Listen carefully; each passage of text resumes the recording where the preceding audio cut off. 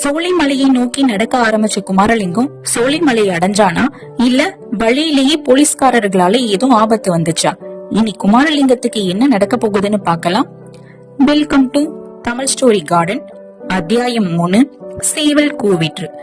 குமாரலிங்கம் சோலைமலையோட அடிவாரத்துக்கு வந்து சேர்ந்தப்போ மலை மேல ஒளிர்ந்து அவனை அந்த இடத்துக்கு கவர்ந்து இழுத்த முருகர் கோயிலோட அமர தீபம் பார்வையிலிருந்து மறைஞ்சிடுது. அதற்கு பதிலா கீழ் திசையில உதிச்சு மேல கொஞ்ச தூரம் பிரயாணம் செஞ்சு வந்திருந்த விடிவெள்ளியானது ஒரு உதய கன்னியோட நெட்டு சூட்டியில பதிச்ச கோஹினூர் வைரத்தை போல டால் வீசுது. அது மட்டும் இல்லாம வானத்தை மறைச்சிருந்த மேகத்தட்டுக்கள் விலகிவிட்டதால ஆகாச வெளியெங்கும் கோடான கோடி வைர சுடர்களை வாரி இறைச்சால் போல ஒரு காட்சி தோன்றுது. இப்போ கிழக்கு நன்றாய் வெளுத்து சுக்கிரனுடைய பிரகாசமும் மங்க தொடங்கிய அந்த சமயத்துல குமாரலிங்கம் சோலைமலையை அடுத்திருந்த பாழடைஞ்ச கோட்டையை அடையறான். களைப்புனால அவனுடைய கால்கள் கெஞ்சுது. தன்னை மீறி வந்த தூக்கத்தால கண்களும் தலையும் சுழலுது. இனிமேல் சிறிது தூரமும் நடக்க முடியாது. இந்த பாழடைந்த கோட்டைக்குள்ளே புகுந்து எங்கேயாவது ஒரு இடிந்த மண்டபத்தை பார்த்து படுத்துக் கொள்ள வேண்டியதுதான். ஜனசஞ்சாரம் இல்லாத இடம், பத்திரத்திற்கு குறை ஒன்றும் இல்லை இப்படின்னு அவன் மனசுல நினைக்கிறான். மதில் சுவர் இடிந்ததால ஏற்பட்டிருந்த வழி மூலமா கோட்டைக்குள்ள புகுந்து உள்ள போறான். இப்போ மிக வியப்பான ஒரு எண்ணம் அவனோட மனதுல தோன்றுது. அந்த கோட்டைக்குள்ளே முன் எப்போதும் ஒரு சமயம் ஏறக்குறைய இதே மாதிரி ஒரு சந்தர்ப்பத்துல ஒளிந்து கொள்வதற்காக பிரவேசித்தது ஞாபகத்துக்கு வருது. எப்போது எதற்காக அந்த விதம் நிகழ்ந்தது அப்படிங்கறதெல்லாம் தெளிவா தெரியல. 3 வருஷத்துக்கு முன்னால அவன் இந்த மலைமையில் உள்ள முருகர் கோயிலோட திருவிழாவுக்கு வந்திருந்த போது அந்த பாழடைஞ்ச கோட்டைய மேலே இருந்து பார்த்தானே தவிர அதுக்குள்ள பிரவேசிக்கல. பின் எப்போது அங்கே தான் வந்திருக்க கூடும்? இது என்ன பைத்தியக்கார எண்ணம்? கோட்டைக்குள்ள மேல போக போக அந்த எண்ணம் உறுதிப்பட்டுகிட்டே வருது. மேட்டிலும் பள்ளத்திலும் கல்லிலும் காரையிலும் அவன் ஏறி இறங்கி நடந்து சென்ற போது நிச்சயமாக இங்கே முன்னொரு தடவை நாம் வந்திருக்கிறோம். ஆனால் அந்த சமயம் இந்த இடங்கள் எல்லாம் இவ்விதமாக இல்லை அப்படின்னு தோணுது. இன்னும் கொஞ்ச தூரம் போனதும் காடாக மண்டி கிடந்த மரஞ்செட்டியல்களுக்கு மத்தியில ஒரு சிறு மண்டபம் இருப்பது தெரிய வருது. அதற்கு கொஞ்ச தூரத்துல மேல் மச்சுக்கெல்லாம் தகர்ந்து விழுந்து கீழ்த்தளம் மட்டும் அதிகம் சிதையாம இருந்த ஒரு கட்டடம் காணப்படுது. இந்த மண்டபமும் அதற்கு பக்கத்துல இருந்த கட்டடமும் அவனுக்கு ஏற்கனவே நன்றா பழக்கப்பட்டதா தோணுது. எப்போது எந்த முறையில அப்படிங்கறது மட்டும் தெளிவா தெரியல. தூக்க மயக்கத்தினால் நன்றாக யோசித்து ஞாபகப்படுத்திக் கொள்ள முடியவில்லை. எல்லாவற்றுக்கும் இந்த மண்டபத்தில் சிறிது நேரம் படித்து உறங்கலாம், உறங்கி எழுந்த பிறகு மனத்தெளிவுடன் யோசிக்கலாம் அப்படின்னு தீர்மானம் செய்யறான். அந்த தீர்மானத்தை நிறைவேற்றுவதற்காக மண்டபத்தோட விளிம்புல ஒரு தூண் ஓரமா போய் உட்காடுறான். கீழ்த்தலாம் அவ்வளவு சுகமா இல்ல. குண்டும் குழியும் கல்லும் கட்டியுமா இருக்கு. தலைக்கு வைத்துக் கொள்ளவும் ஒண்ணும் இல்லை. ஆனாலும் இனி ஒரு நிமிஷமும் தூக்கத்தை சமாளிக்க முடியாது. கையை மடித்து தலைக்கு வைத்துக் கொண்டு படுத்துக் கொள்ள வேண்டியதுதான் அப்படின்னு குமாரலிங்கம் நினைக்கிறான். அப்போ எங்கேயோ பக்கத்துல இருந்த கிராமத்துல இருந்து கொக்கரக்கோ அப்படின்னு சேவல் கூவும் சத்தம் கேக்குது. கொக்கரக்கோ கொக்கரக்கோன்னு 3வது தடவை சேவக்கோழி சொல்லும் போது குமாரலிங்கத்தோட கண்ணெதிர இந்திரஜாலமோ மகேந்திர ஜாலமோ அப்படின்னு சொல்லும்படியா ஒரு பெரிய அதிசயம் நகழுது. அவன் உட்கார்ந்து இருந்த மண்டபம் புத்தம் புதிய அழகான வசந்த மண்டபமா மாறுது. மண்டபத்தை சுற்றி இருந்த காடு ஒரு நொடியில மலர்கள் பூத்து குலுங்கிய செடிகளும் மரங்களும் உள்ள உத்தியானவனமா மாறுது. அதற்கு பக்கத்துல இருந்த இடிஞ்ச கட்டிடம் 3 அடுக்கு மித்தையுள்ள அழகிய வேலைப்பாடுகள் அமைஞ்ச ஒரு அரண்மனையா மாறுது.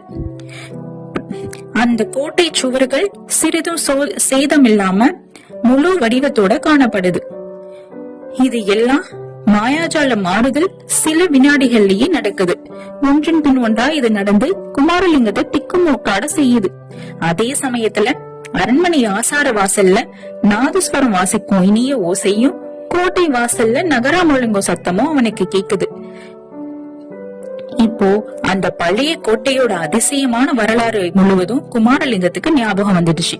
ஏறக்குறைய இதே மாதிரி சந்தர்ப்பத்துல 300 தடவை இந்த கோட்டைக்குள்ள தான் பிரவேசித்தது முற்றிலும் உண்மை அப்படிங்கறது அவனுக்கு தெரியுது. அதில் சிறிதும் சந்தேகம் இல்லை அப்படின்னு அவன் நினைக்கிறான். இன்னைக்கு ஏறக்குறைய 100 வருஷத்துக்கு முன்னாடி தென்பாண்டி நாட்டுல மேற்கு தொடர்ச்சி மலைத்தொடருக்கு அருகில 2 பாளையப்பட்ட வம்சங்கள் பிரசித்தி பெற்று விளங்குது. ஒன்னு சோலைமலை, மற்றொன்று மாரணேந்தல். ஒவ்வொரு வம்சத்தோட ஆளுகையிலும் சுமார் 300 கிராமங்கள் உண்டு.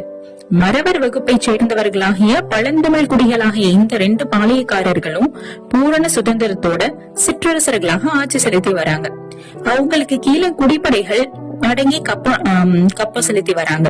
ஆனா இவர்களுக்கு மேல அதிகாரம் செலுத்துவதற்கோ கப்பம் கேட்பதற்கோ உரிய பெரிய அரசாங்கம் எதுவும் இல்ல.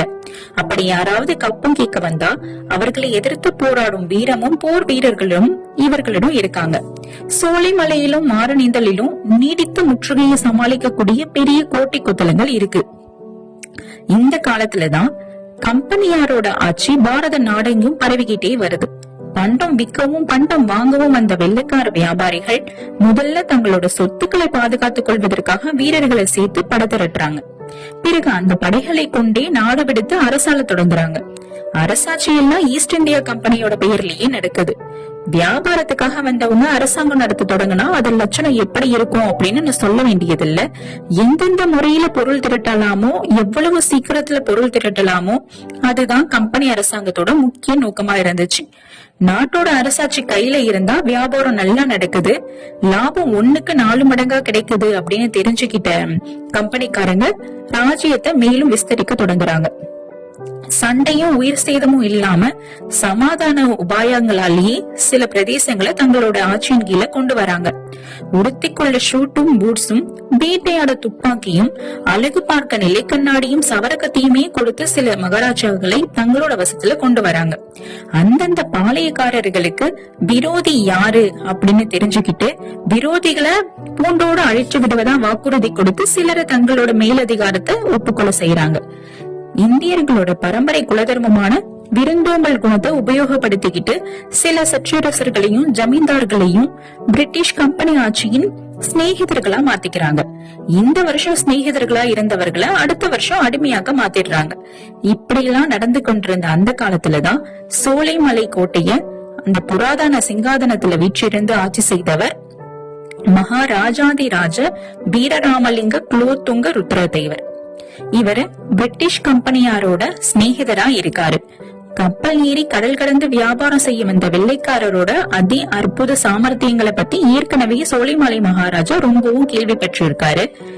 இப்போ ஆங்கிலேயன் ஒருவன் துப்பாக்கி தோட்டாக்கள் சகிதமாக சோலைமலைக்கு வந்து மகாராஜாவுக்கு பெரிய சலாம் ஒண்ணு போட்டு சோலைமலை கோட்டையை அடுத்த காடுகள்ல வேட்டையாட விரும்புவதா தெரிவிச்சதும் மகாராஜாவோட ஆனந்தம் அளவு கடந்துதான் மாறுது.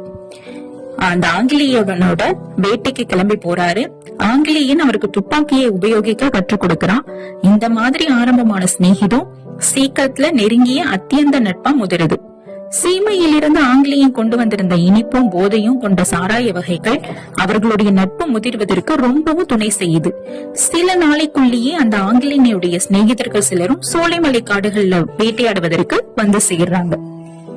இப்போ சோலைமலை மகாராஜா ஆங்கிலேயருக்கு சிநேகிதராவே இருந்தாரா, இல்ல அடிமையா மாறினாரா, இல்ல ஆங்கிலேயரை எதிர்த்து போர் எதுவும் செஞ்சாரா? சோலைமலைக்கு என்ன ஆச்சு தெரிஞ்சுக்கலாம் அடுத்த அத்தியாயத்துல. அத்தியாயம் 4ல உங்களை வந்து சந்திக்கிறேன். இந்த தொடரோட அடுத்தடுத்த அத்தியாயங்களை கேட்கறதுக்கு எங்க சேனலை ஃபாலோ பண்ணுங்க. தேங்க்யூ.